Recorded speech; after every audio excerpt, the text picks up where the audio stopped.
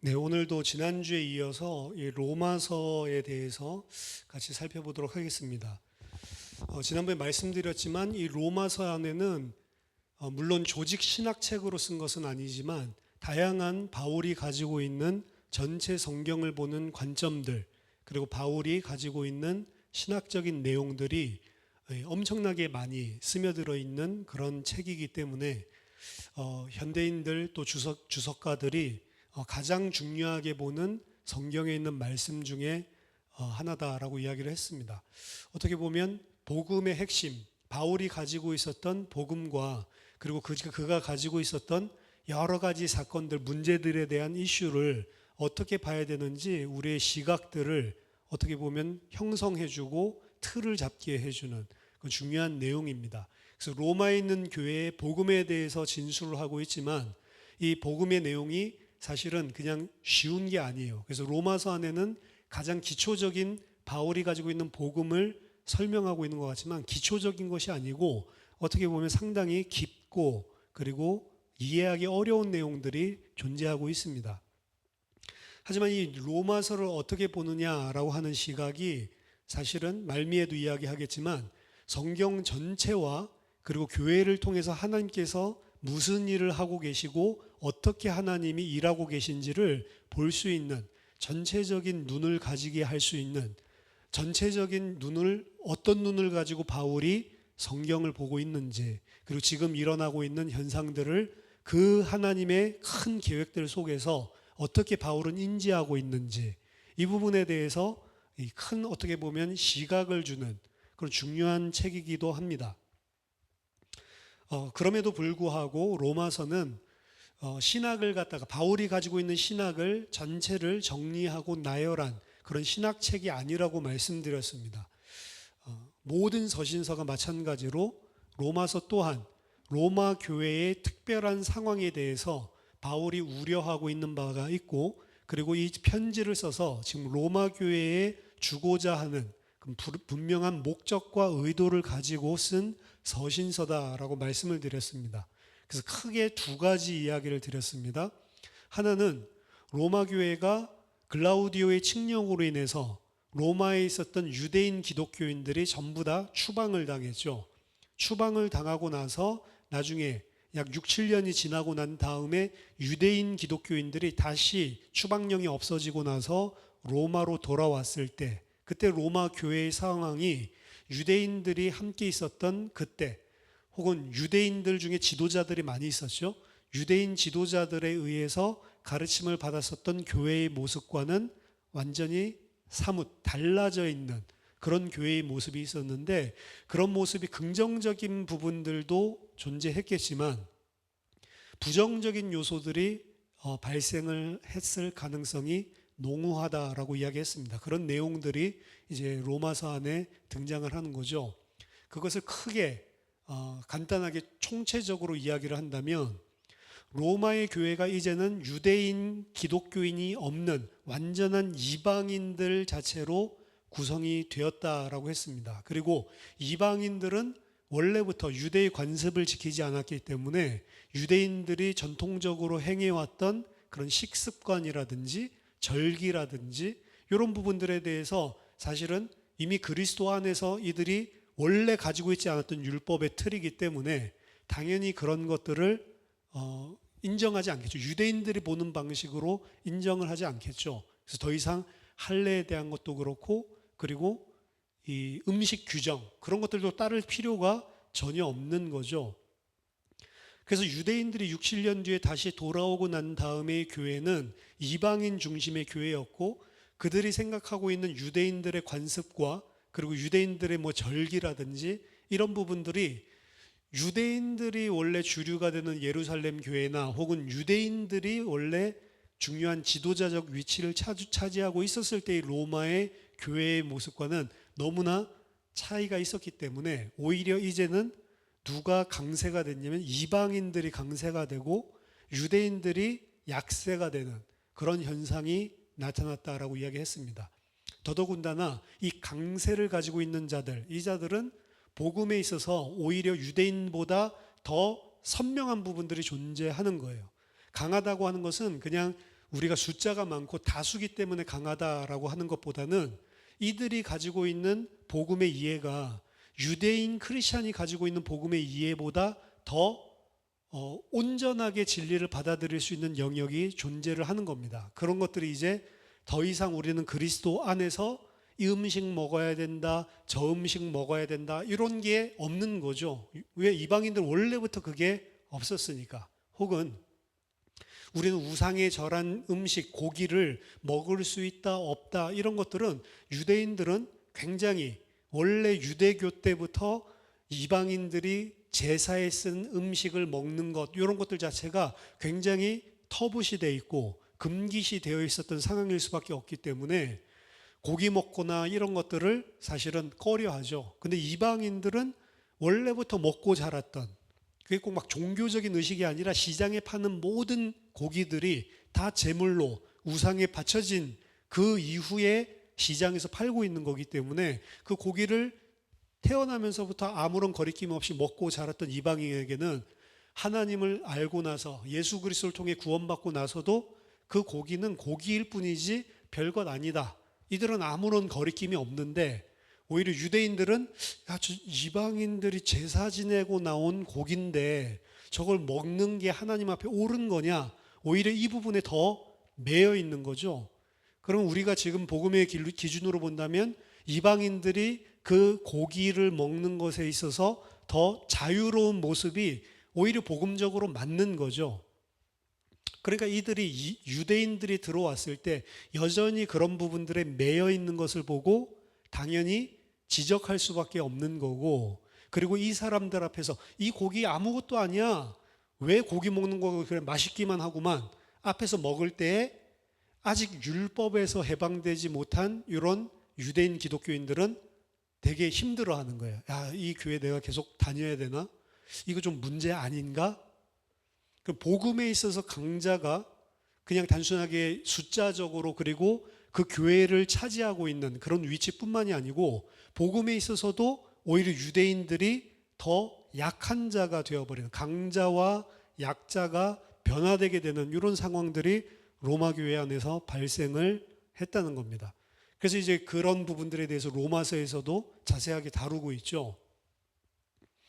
그래서 이방인 기독교인들 강자와 그리고 유대인 기독교인들 약자 요 사이에 화해를 이루고 우리는 약하든 강하든 그것과 상관없이 그리스도 안에 한 형제요, 한 몸이고 연합해야 된다라고 하는 이 특별한 메시지가 이 로마서 안에는 분명하게 의도를 가지고 이야기하고 있습니다. 그래서 이방인 크리스찬과 그리고 유대인 크리스찬 사이에 전부 다 하나다라고 하는 메시지를 특별하게 특별한 그런 상황적인 이유를 두고 서신서를 쓰고 있는 거죠. 그리고 이 유대 교회의 이런 상황들뿐만 아니라 두 번째로 어떠한 특별한 목적, 의도를 가지고 썼다고 말씀드렸냐면 이제 바울의 전체적인 사역에 있어서 이제 예루살렘 교회를 방문해서 이방 교회에서 모금했었던 헌금들을 전달하려고 했다라고 이야기를 했고, 이 일에 로마 교회도 함께 심정적으로 그 하나님이 지금 이 무슨 일을 바울을 통해서 이 시대에 하고 있는지 이해하기를 원하고 본인의 사역에 동참하기를 원했고, 그리고 더 나아가서 예루살렘에 갔다 오고 난 이후에는 이제 아직 바울이 복음의 미개척지라고 생각했었던 로마를 이제 기반으로 해서 앞으로 서바나까지 스페인까지 복음을 전하려고 하고, 거기에 있어서 로마 교회가 중추적인 베이스 역할을, 본진 역할을 했으면 좋겠다라고 하는 그런 의도에서 본인이 지금 하고 있는 전체적인 일이 하나님의 구속 역사들, 하나님의 작정과 계획 속에서 무슨 일을 하고 있는 건지 자신의 사역과 그리고 성경 존재 전체를 통한 하나님의 지금 하고 계시는 계획들, 어떻게 일이 이루어지고 있는지 이 부분들을 로마 교인들에게 인식을 시키고 그들을 가르치기 위한 그런 특별한 목적이 있는 서신서다. 두 가지 중점적으로 말씀을 드렸습니다. 아마도 이러한 구성이 이 로마서를 쓴 이유, 로마서를 쓴 목적과 부합할 것이고 상황적으로 거의 이러한 구성이 맞을 것입니다.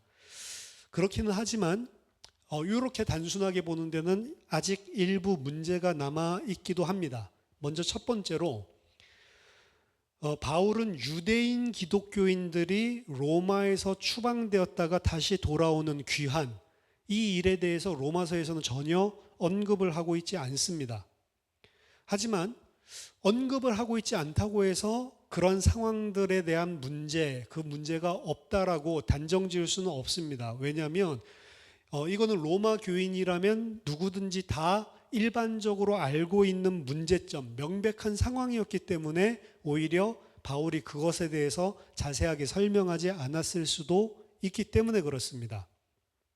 또한 그것을 명백하게 쓰는 것이 지금 바울이 쓰는 의도와 그렇게 중요한 파트가 아니기 때문에 그랬을 수도 있습니다.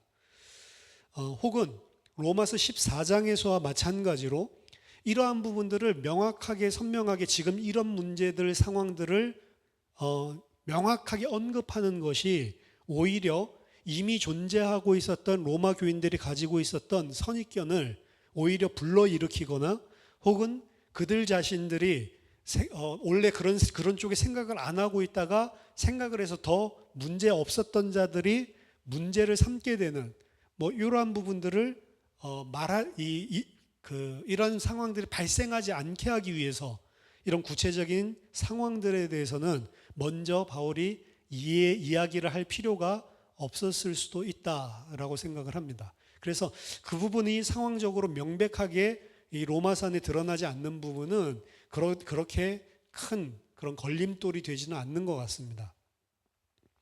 그리고 또 두 번째 해결해야 될 문제점은 좀 전에 말씀드렸다시피 지난주랑 방금 전에 말씀드렸다시피 지금 로마 교회 안에 강자들은 이방인들이고 이방인 기독교인들이고 약자들은 유대인 그리스도인이다라고 유대인과 이방인으로 이렇게 나누어 놨는데 사실은 음식 규정에 대해서 이제 바울이 이야기를 하는 부분이 로마서에 나타나는데 바울 자신도 사실은 그러한 복음과 진리에 있어서 강한 자, 유대인이기는 하지만 강한 자였습니다. 바울도 어떻게 생각하냐면 고기는 아무것도 아니다라고 생각을 해요. 로마서 14장 14절에서 보면 내가 주 예수 안에서 알고 확신하노니 무엇이든지 스스로 속된 것이 없으되 다만 속되게 여기는 그 사람에게 속된 것이다. 이런 이야기를 하거든요. 따라서 이방인이 제사드린 고기가 속되다 그런 거 없다. 모든 것들은 다 속된 게 없다. 근데 바울도 어떤 입장이죠? 유대인이지만 로마 교인들과 같은 입장이죠. 그냥 아까 전에 말씀드렸던 그 연약한 유대인들. 그래서 아직도 음식 규정에 매여 있고 바울 자체가 이렇지 않죠. 로마서 15장 1절에서도 믿음이 강한 우리는 마땅히 믿음이 약한 자의 약점을 담당하고 자기를 기쁘게 하지 아니할 것이라. 바울이 뭐라고 얘기하냐면 믿음이 강한 우리는 로마 이방인 크리스천들과 자신을 같이 믿음이 강한 우리라고 표현을 하죠. 그래서 이게 꼭 이방인 유대인 간의 구분은 아니다라고 볼 수가 있습니다. 그래서 일반화시켜서 여전히 율법에 매어져 있어서 거기에 제한을 받고 있는 약한 믿음을 가진 사람들과 그리고 거기에서 완전히 프리한 자유한 사람들, 이 사람들 이제 믿음이 강한 사람들, 이게 꼭 그렇게 나눠지지가 않는다는 거죠. 더더군다나 이방인들 가운데에는 로마 이방인 크리스천들 가운데에는 예수 그리스도를 믿기 이전부터 유대교가 좋았기 때문에 유대교의 모든 종교 의식을 할례 빼고는 다 따라했던 하나님을 공경하는 자들이 많이 존재했습니다. 그들이 이제 이 복음에 노출되게 된 것도 이미 유대교 안에 그들이 들어와 있고 그들이 유대교의 성경을 배우고 그리고 유대인들과 함께 회당에서 예배드리고 여호와를 경외하는 자들이 존재하고 있었던 거죠. 이들이 많이 이제 그 그리스도를 믿게 됐기 때문에 이러한 자들 중에도 당연히 가능성이 있는 겁니다. 이러한 자들 중에도 유대교가 좋아서 왔기 때문에 유대교에서 행했었던 그런 음식 규정이라든지 그리고 율법적인 일들을 지키는 것이 좋게 생각돼서 여겼던 사람들은 이방인임에도 불구하고 오늘 우리들이 나눈 캐러글에 의하면 약한 믿음을 가지고 있는 사람이 존재할 수가 있는 거죠. 따라서 이전에 하나님을 경외하는 자였든 아니면 새롭게 개종한 자이든 토라를 준수하는 것이 좋은 것으로, 토라를 준수하는 것이 아직 버리지 못한 그런, 여기서 이야기하는 약한 믿음을 가지고 있는 기독교인들이 이방인 가운데에서도 충분히 있었을 것이다 라고 우리가 상상할 수가 있습니다. 이들은 이전의 우상 숭배의 결과로 일어나는 고기 먹는 문제라든지 이런 데서도 유대인들과 마찬가지로 먹는데 상당히 거리낌을 가지고, 왜? 본인이 이미 이 예수 그리스도를 믿기 전에 유대교에 대한 오픈마인드를 가지고 회당에 참여했을 때부터 이방의 절한 고기들을 안 먹고 있었기 때문에 예수 그리스도 믿고 난 다음에도 그거 먹는 것들을 저건 믿음이 아니야 이런 식으로 생각하고 있는 사람들이 이방인 크리스찬 중에서도 충분히 있을 수 있다는 거죠. 따라서 그들이 좋아했었던 유대인들의 율법을 떠나는 것을 주저하는 이방인 기독교인들도 충분히 있었던 것으로 상정하는 게 자연스럽습니다. 따라서 이 문제는 특별하게 로마에서 추방됐다가 돌아온 유대인의 이야기가 아니고 로마 교회 안에 있는 이방인이든 유대인이든 상관없이 일반적으로 가지고 있었던 믿음의 강함과 약함의 차이에서 나오는 그런 문제일 수도 있는 거죠. 가장 그럴듯한 시나리오는 로마서가 이 위에 있는 몇 가지 이야기들이 다 중복적으로 얽혀 있다라고 보는 것이 옳을 것 같습니다. 그리고 그에 대해서 유대인이든 이방인이든 그것이 문제가 아니고 교회 안에 있는 지금 정확한 복음의 기준들을 알지 못하고 있기 때문에 생기는 갈등이고 문제이기 때문에 바울이 그것을 해결할 목적을 가지고 이 서신서를 썼다는 거죠. 그렇게 놓고 봤을 때 이 로마 교회 안에 연합하지 못하고 하나가 되지 못하는 것은 단순하게 그 민족적인 그런 구분에 의해서 일어나는 부분도 있었지만 복음의 이해 차이에서 드러나는 부분들도 있었다.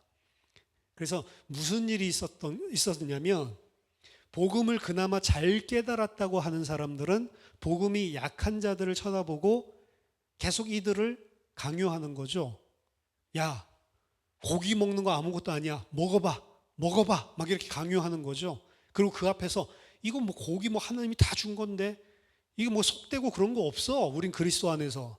더 이상 옛날에 그 율법에 얽매이지 마. 그래서 그 앞에서 막 고기 먹을 수도 있는 거죠. 그런 무례함.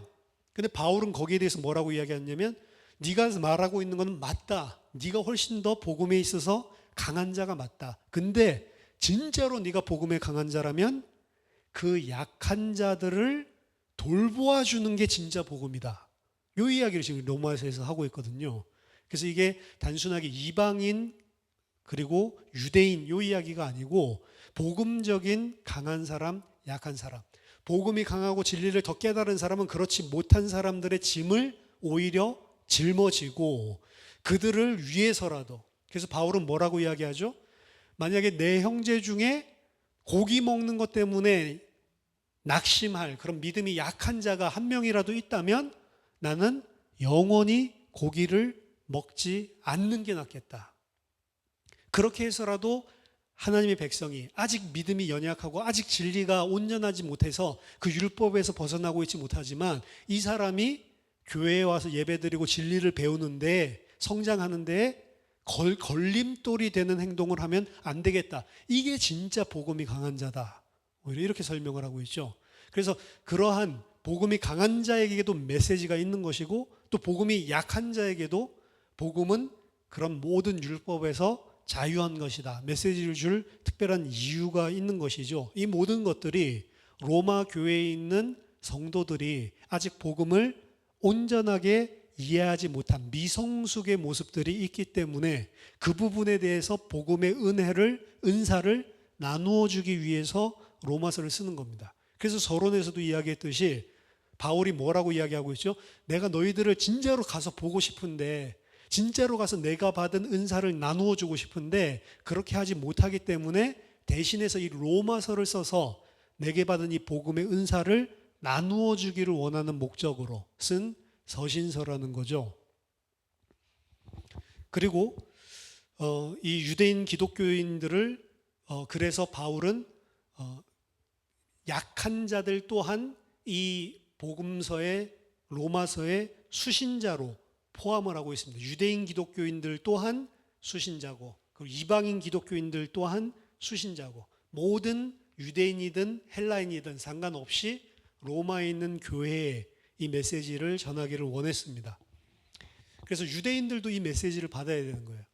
그래서 로마서 7장 1절에서 그 유대인 기독교인들을 우리는 법을 아는 자다라고 하는 표현을 쓰죠. 율법을 알고 있는 자. 바울은 이제 이 부분들이 복음으로 해결이 되고, 그리고 이 복음으로 그런 부분들을 로마에 있는 교회의 문제를 해결할 뿐만 아니라 이제 더 큰 하나님의 구속 역사들 가운데 앞으로 자신을 통해서 하나님께서 이루실 이 구속 역사에 로마 교회가 함께 동참할 것을 원합니다. 예루살렘과 그리고 스페인까지. 따라서 이 일들을 하기 위해서 첫 번째로 바울은 자신의 복음에 대한 진술을 통해서 로마 교회를 설득하려고 이 편지를 쓰고 있습니다. 다각적으로 유대적인 전통과 약속들의 뿌리를 두고 있는 그런 복음이에요. 동시에 십자가에 달리고 부활하신 예수 그리스도의 초점을 두고 있는 복음입니다.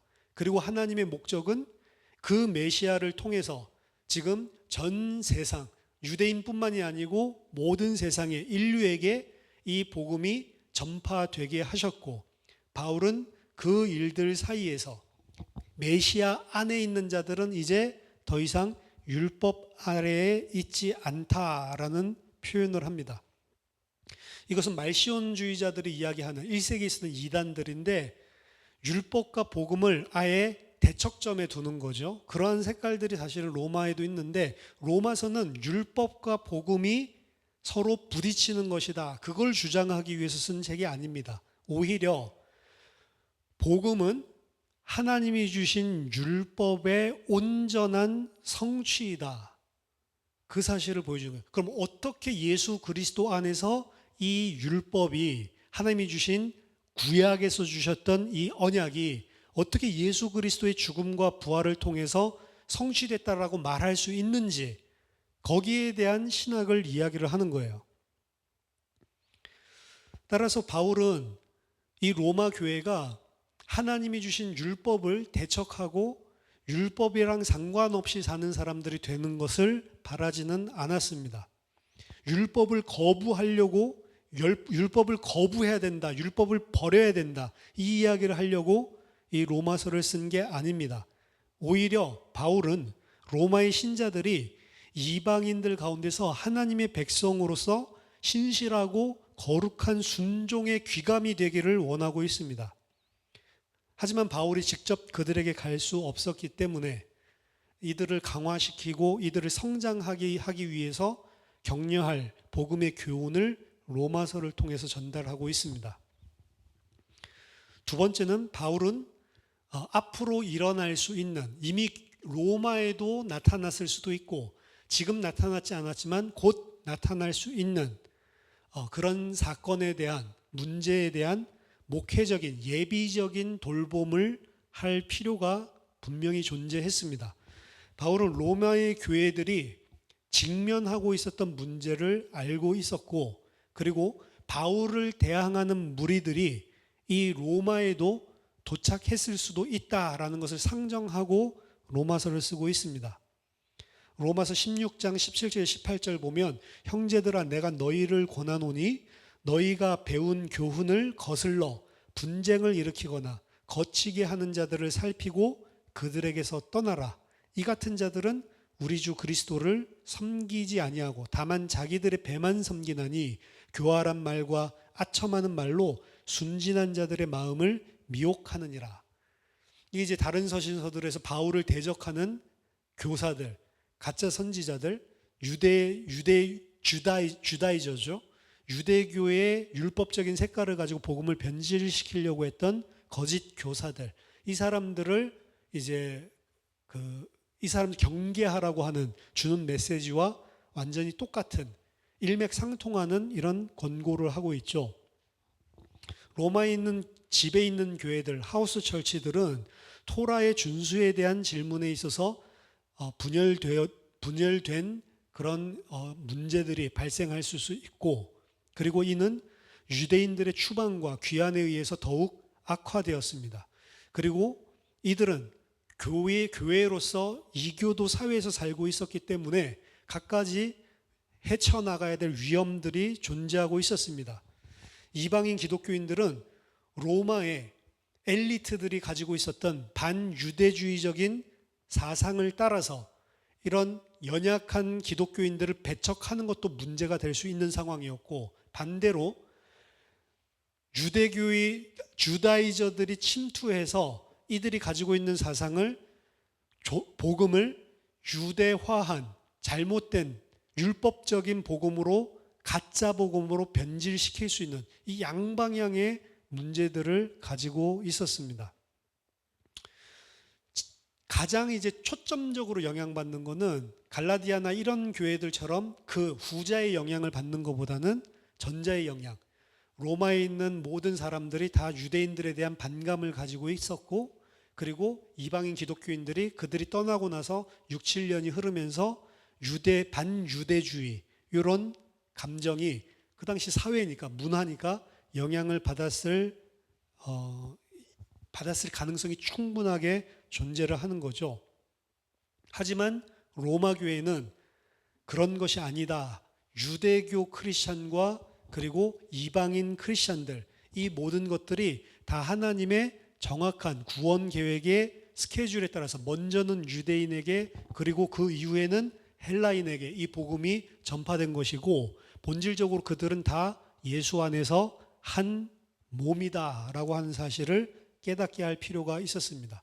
그래서 그들은 같은 유대인 기독교인들을 그러한 로마 당시의 영향을 받아서 배척하면 절대로 안 되고, 그들과 함께 한 몸 사상을 가지고 한 교회를 이루어서 지금 하나님께서 펼치고 계시는 더 큰 구원 사역들을 함께 힘을 모아서 바울과 함께 이루어야 된다, 이런 목적들을 가지고 있는 거죠. 따라서 로마서는요, 바울이 가지고 있었던 복음을 기초로 한 상세한 해설을 하고 있고, 복음이 무엇인지, 그리고 그것을 통해서 지금 있는 문제점들, 그리고 장차 있을 수 있는 잠재적인 문제들에 대해서 권면을 하고 있는 책입니다. 이 책은 선교 신학에 있어서, 그리고 성경을 그리스도적으로 어떻게 주해할 것인가, 그리고 목회적인 돌봄에 대해서, 그리고 예술적으로, 변증적으로, 문학적으로 쓴 걸작품으로 보고 있습니다. 이 모든 것이 많은 분류의 초기 로마 기독교를 바울의 복음으로 설득시켜서 끌어들이기 위한 것이었고, 그의 임박한 예루살렘에 대한 방문과 그리고 스페인 선교에 대한 도덕적이고 실제적인 후원을 얻기 위한 것이었습니다. 그리고 또한 로마의 유대인 그리스도인과 이방인 그리스도인을 하나로 묶기 위한 것이었고, 로마의 여러 가지 상황적인 문화의 위험에도 불구하고 유대인과 이방인들이 교회 안에서, 그리스도 안에서 온전히 하나가 되는 믿음을 강화하기 위한 것이었습니다. 세속적인 사고를 끊어내라는 거죠. 이 모든 것이 다 종합적으로 엮여져서 로마서가 기록된 것이다 라고 보는 것이 옳은 것 같습니다. 그럼 로마서는 총 16장으로 구성되어 있는데, 로마서에서 주장하고 있는 것은 뭐냐? 오늘 좀 개론적인 말씀을 드리겠습니다. 자, 다른 서신서들과 달리 로마서는 분명하게 섹션이 구분되어 있어요. 네 부분으로 구성되어 있습니다. 1장부터 4장까지가 첫 번째 섹션이고요. 그다음 5장부터 8장까지, 그다음 유대인들에 대해서 특별하게 다루고 있는 이스라엘이죠. 9장부터 11장까지, 그리고 12장부터 16장까지 이 네 부분으로 분명하게 구획이 지어져 있다라고 전통적으로 보고 있습니다. 물론 이 네 부분이 전부 다 각각 네 가지 주제를 뚝뚝 떨어뜨려서 이야기하고 있는 것은 아닙니다. 예를 들어서 1장부터 4장 그리고 5장부터 8장 이렇게 말씀드렸는데 5장 1절에서 11절 혹은 5장 전체가 1장에서 4장의 결론적인 역할을 동시에 하면서 5장의 서론 역할을 하고 있어요. 그렇기 때문에 딱딱 명확하게 칼같이 이렇게 구분되는 것은 아니고 하나의 서신서로, 하나의 문서로서 볼 수가 있는 거죠. 옛날에 성경 주해를 했을 때 1장에서 4장은 이신칭의에 관한 것이다. 믿음으로 말미암아 의롭게 된다라고 하는 것을 주제로 하고 있는 장이다. 첫 번째 섹션이 이렇게 봤고 5장에서 8장까지는 성화, 곧 구원과 관련돼서 이야기하고 있는 장이다. 그다음에 9장에서 11장은 유대인에 관해서 바울이 주장하고 있는 장이다. 그리고 12장에서 16장은 이제 기독교인으로서 어떻게 사회에서 살면서 실제 생활에서 실천해야 되는지 실천 사항으로 이야기를 하고 있는 거다. 이렇게 네 개를 너무나 명확하게 확연하게 나누어서 구분을 했었습니다. 근데 이러한 것들은 지금 이제 시간이 지나면서 그렇게 딱딱 나눠 떨어져서 쓴 것이 아니다라고 많은 비판을 받아오면서 오늘날에는 그렇게 딱딱 나눠서 생각하지는 않습니다. 그럼에도 불구하고 1장에서 4장에서 이야기하고 있는 주제, 그리고 5장에서 8장에서 이야기하고 있는 주제, 9장에서 11장에서 하고 있는 주제, 그리고 12장에서 16장에서 이야기하고 있는 주제, 이것들은 큰 섹션으로 보고 이해하는 것이 우리에게 유익하고요.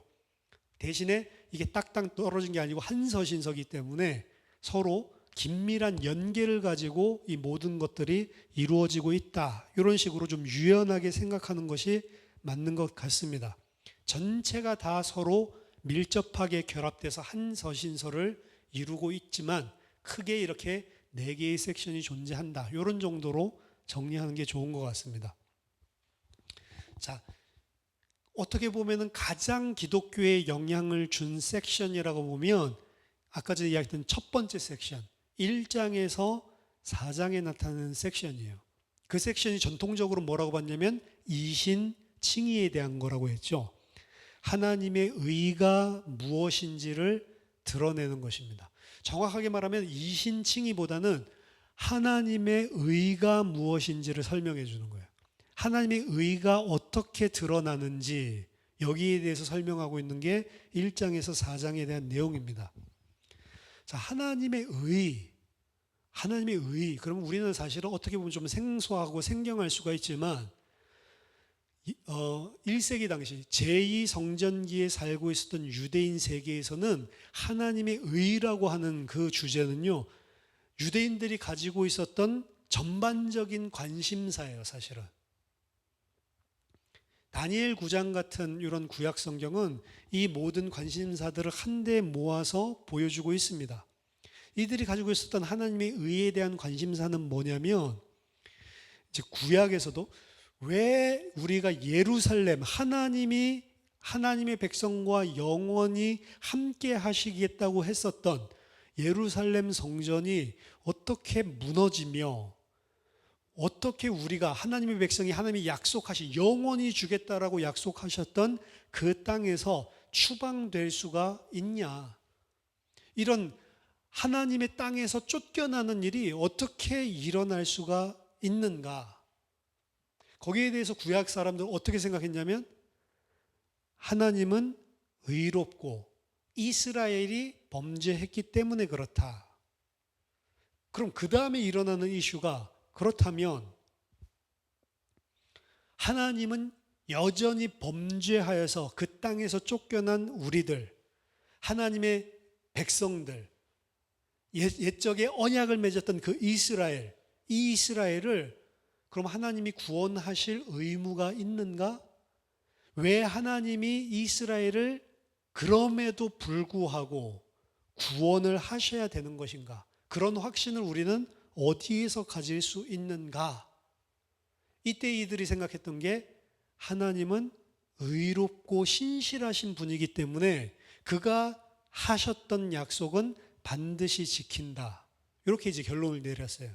그래서 이스라엘 백성은 하나님은 의로우시기 때문에 비록 우리의 죄로 인하여서 잠시 동안 우리가 바벨론에 추방되어서 하나님의 땅에서 쫓겨나고 그리고 하나님의 성전이 무너졌지만 하나님은 신실하신 분이기 때문에 우리 같은 죄인이 아니시기 때문에 하나님은 반드시 약속하신 언약대로 우리 이스라엘을 구원하시고 하나님의 약속의 땅으로 들여놓으시고 그리고 무너졌던 성전을 다시 세우실 것이다.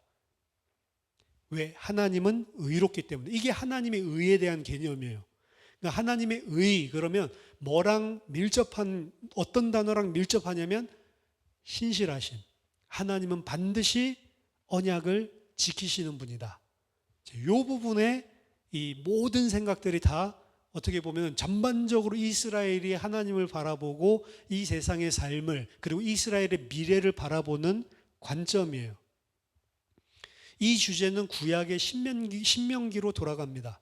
신명기에서도 하나님께서는 당신이 주셨던 그 언약에 신실하신 하나님이다라는 사실을 강조해서 보여줍니다. 하지만 이스라엘이 만약에 범죄를 한다면 그들에게 추방이 일어날 것이다 라는 것을 미리 이야기하고 있고 언제까지 그런 일이 일어나냐?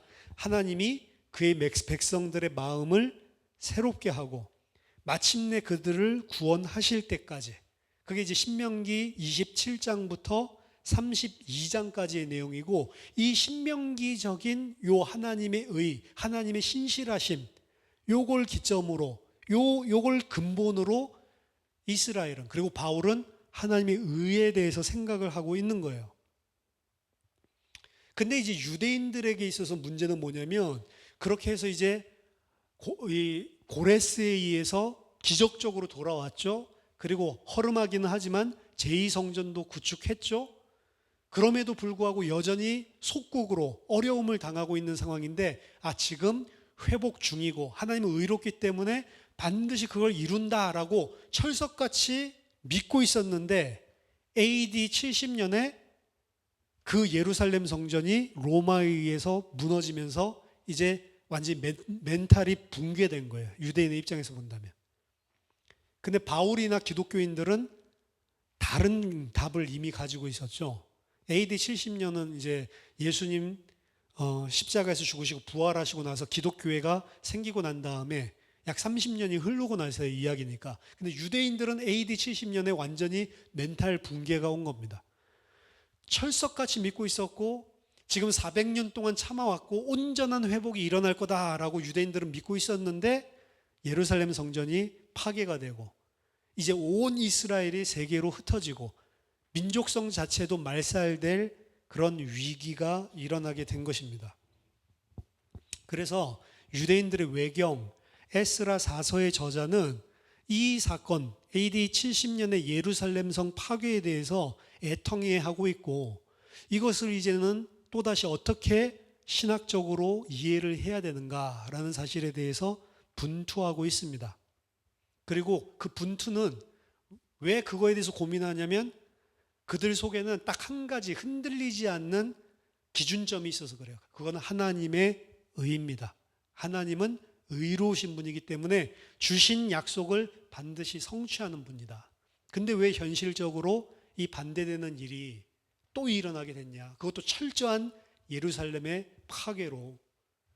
이런 부분들을 이해하기 위해서 애써서 노력하는 거죠. 그러면 이 모든 것이 일어난다면 그럼 하나님이 줬던 그 언약은 무엇이고 하나님의 의는 어떻게 되는 거냐?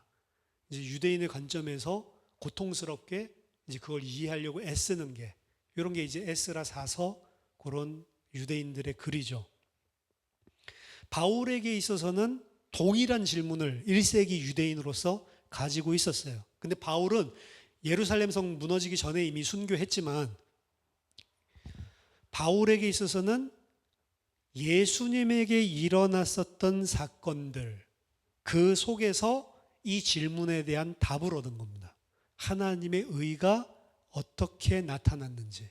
그게 말하자면 로마서 1장에서 4장에서 이야기하고 있는 하나님의 의예요. 그래서 아까 전에 하나님의 의가 어떻게 드러났는지, 그걸 바울은 어디서 답을 찾아냈냐면 예수 그리스도의 십자가의 죽으심과 부활이라는 것 속에서 하나님의 의, 하나님이 언약을 신실하게 지키신다시는 그 하나님의 의가 이 예수 그리스도 사건 안에서 일어났구나. 유대인들이 가지고 있는 가장 근본적인 개념, 가장 그러면서 이것이 도대체 어떻게 되는 건지 고민하는 것을 예수 그리스도의 십자가의 죽음과 부활 안에서 바울이 꿰뚫어 버린 거예요.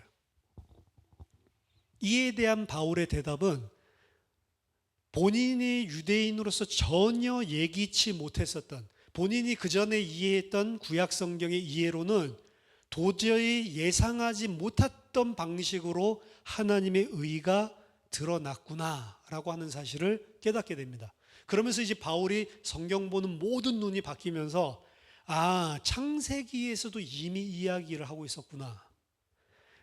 신명기에서도 이미 이 이야기를 하고 있었구나.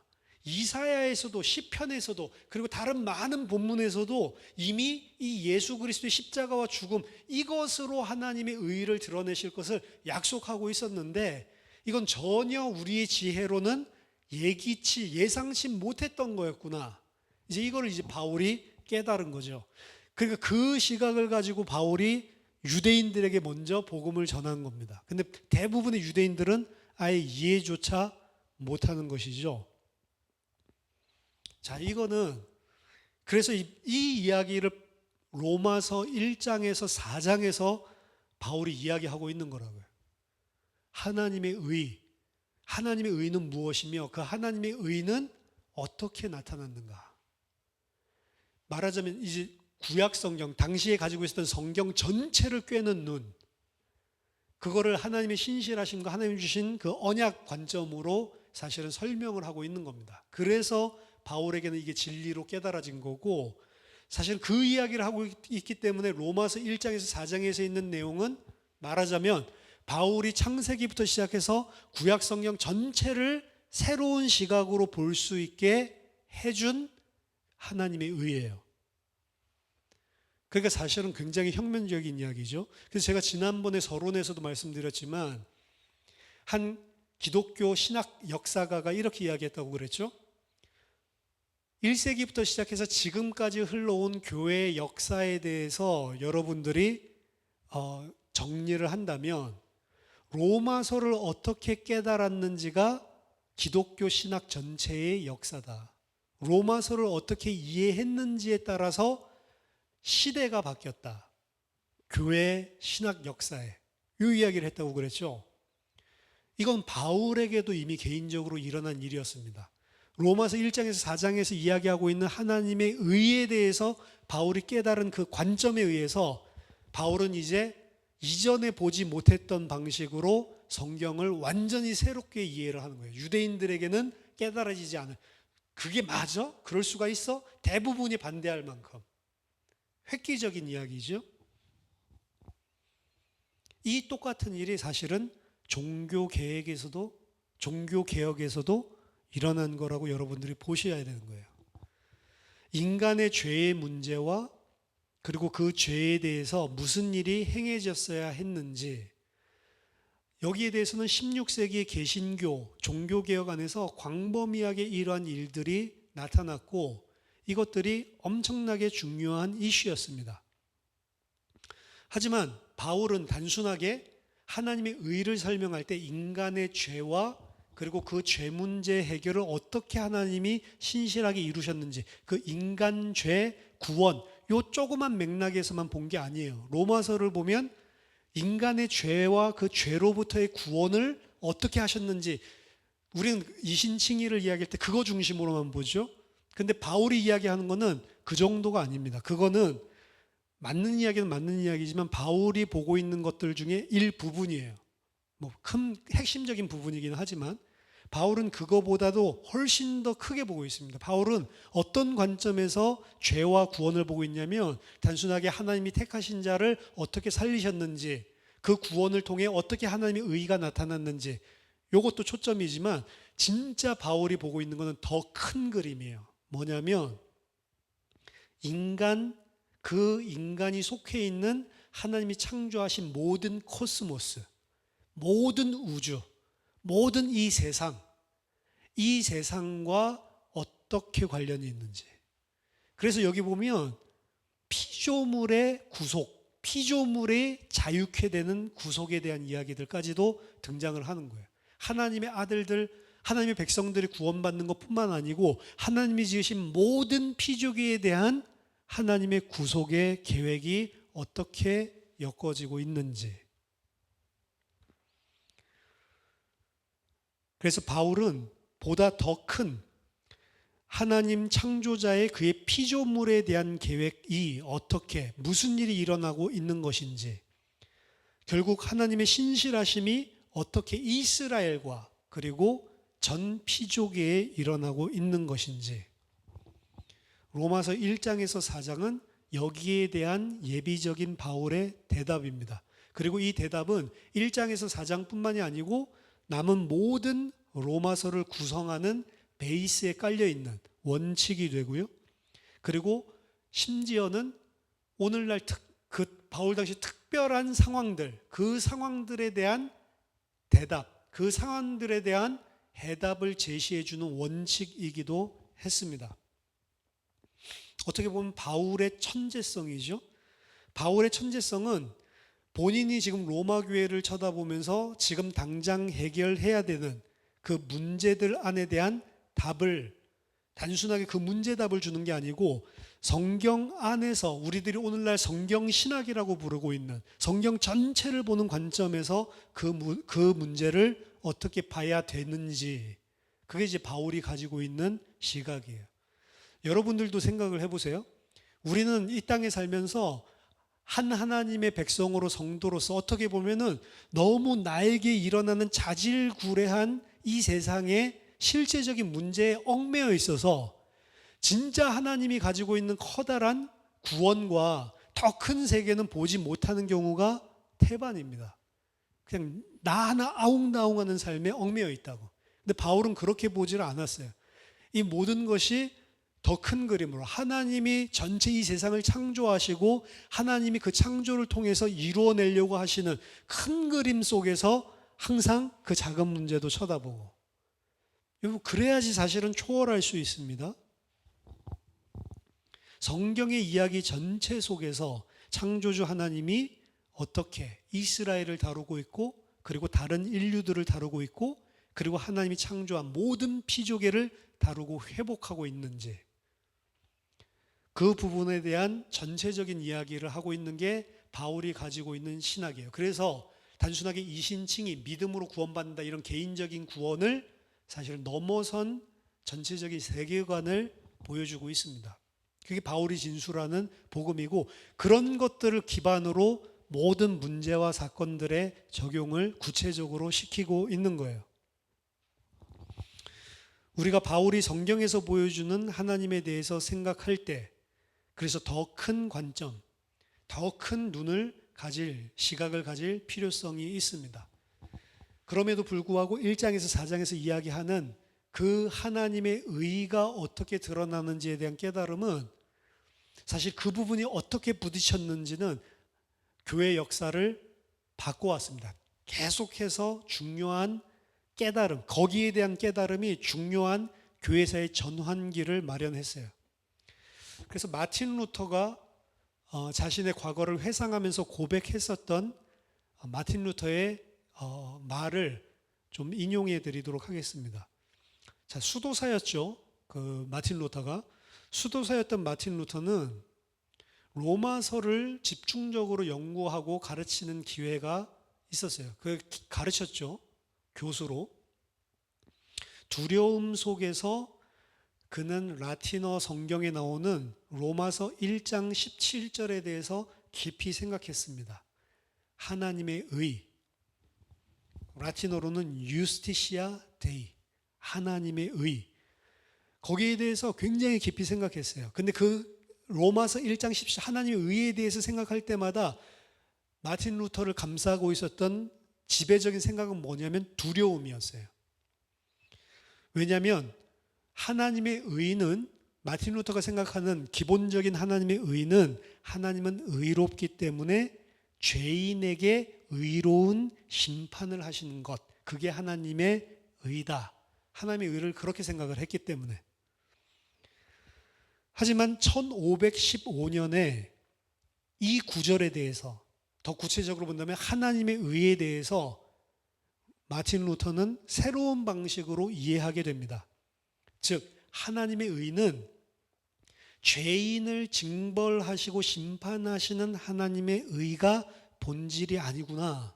지금 로마서 1장 17절에서 이야기하고 있는 하나님의 의는 죄인들을 용서하기 위해서 하나님이 주신 하나님의 의구나. 죄인들을 용서하기 위해서 그들에게 주어진 하나님의 의를 설명하고 있는 거지, 하나님의 의롭기 때문에 죄인을 심판한다, 그런 개념을 말하는 단어가 아니구나라는 사실을 우연하게 깨닫게 됩니다. 이게 어떻게 보면 자기가 생각한 게 아니고 성령이 가르쳐 주신 것이죠. 따라서 루터는 수년 후에 이렇게 이야기를 합니다. 나는 그때 정말로 간절하게 바울의 로마서를 이해하기를 원했다. 그리고 오직 한 가지 표현 외에 다른 것을 할 수가 없었다. 하나님의 의. 왜냐하면 하나님의 의를 하나님께서 자신이 의로우실 수 있는 기준일 뿐만 아니고 또한 공의롭게 의롭지 못한 자들에게 벌을 주는 기준이라고 나는 생각을 하고 있었다. 나는 그때 당시에 비록 그 누구도 나를 흠잡을 데 없는 수도사이기는 했지만 나는 하나님 앞에 설 때마다 양심적으로 죄인으로밖에 설 수 없는 상황이었다. 그리고 내가 아무리 바르게 산다 하더라도 나의 이 가치가, 나의 이 메리트가 하나님의 죄인에 대한 분노를, 진노를 완화할 수 있다라고 전혀 확신할 수 없었다. 그러니까 이제 로마서 1장 17절을 볼 때마다 괴롭고 두려움이 된 거죠. 따라서 나는 그때 당시 의로우시면서도 동시에 진노하시는 화가 난 하나님을 사랑하지 않았다.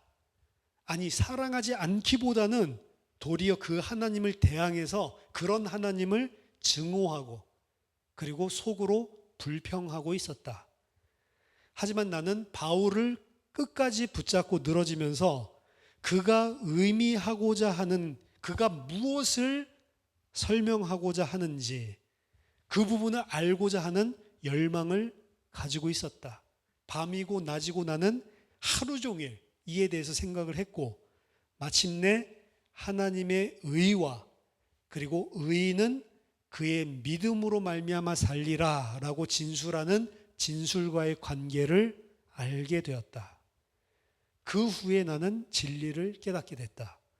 하나님의 공의는 그의 은혜와 순전한 자비를 통하여 믿음으로 우리를 의롭게 하는 게 하나님의 의구나 라는 사실을 알게 되었다. 그때부터 나는 내가 새롭게 거듭났다라는 사실을 느꼈고 낙원으로 들어가는 열린 문을 통과했다라는 사실을 느꼈다. 이때부터 시작해서 나는 모든 성경이 새로운 의미를 가지고 이해되기 시작했고 이전에 증오로 채워졌던 하나님에 대한 공의가 이제는 나에게 하나님의 의라고 하는 단어가 말로 다할 수 없는, 말로 표현할 수 없는 달콤한 하나님의 사랑으로 나에게 다가오게 되었다.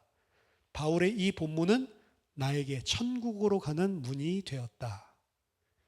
이게 이제 복음을 로마서 1장, 4장 거기에서 나오고 있는 내용을 이해했을 때 루터에게 일어난 변화를 본인이 직접 인용한 겁니다. 본인이 직접 과거를 돌아보면서 회상하면서 진술하고 있는 내용이에요.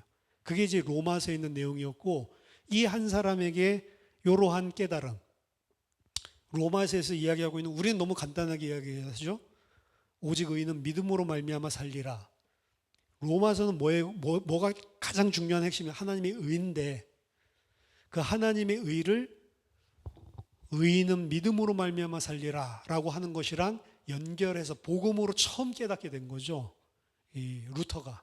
그러고 난 이후에 성경 보는 모든 것들이 다 새롭게 됐고, 그리고 종교 개혁이 본격적으로 루터 중심으로 일어나게 됐다. 그래서 로마서는 어떻게 보면 이 루터뿐만이 아니고요, 개인에게 있어도 꼭 로마서를 통해서가 아니어도 마찬가지인데, 이 로마서에서 이야기하고 있는 진리가 어떻게 깨달아지는지, 그게 개인과 그리고 교회 역사 전체 속에서 굉장히 핵심적이고 중요한 역할을 했다. 그래서 다음 주 그리고 그 다음 주 2주간 로마서 아까 전 네 부분으로 크게 나눴죠. 그 네 부분에 대해서 구체적인 그런 내용들, 특별히 하나님의 의에 대해서 같이 알아보는 시간을 계속해서 가지도록 하겠습니다. 저와 여러분들이 로마서 어려워요, 사실은. 로마서를 통해서 하나님의 의를, 그리고 하나님이 지금 계획하시고 이루어 가시는 더 큰 구원의 큰 그림을 가지고 그 속에서 나 자신의 신앙, 그리고 나 자신에게 있는 직면한 문제들, 거기에 대한 해답을 얻고 믿음으로 승리하는 은혜가 있기를 예수 이름으로 축원합니다. 기도하겠습니다. 하나님 아버지, 은혜를 감사드립니다. 로마서를 통해서 하나님이 의가 무엇인지를 바르게 알 수 있도록 우리의 눈을 열어주시고, 바울과 그리고 한 시대를 하나님의 종으로 쓰임받았었던 많은 선진들이 하나님이 로마서를 통해서 얻고 깨달은 은혜들을 하나님 우리들도 충만히 누리기 위해서 하나님 우리들의 삶이, 그리고 우리 교회 공동체가 온전히 하나님 보시기에 합당한 진리를 가진 공동체로 하나님 세워지고 깊이 그리스도 안에 뿌리 내릴 수 있는 은혜를 부어 주시옵소서. 예수 그리스도 이름으로 기도하옵나이다. 아멘.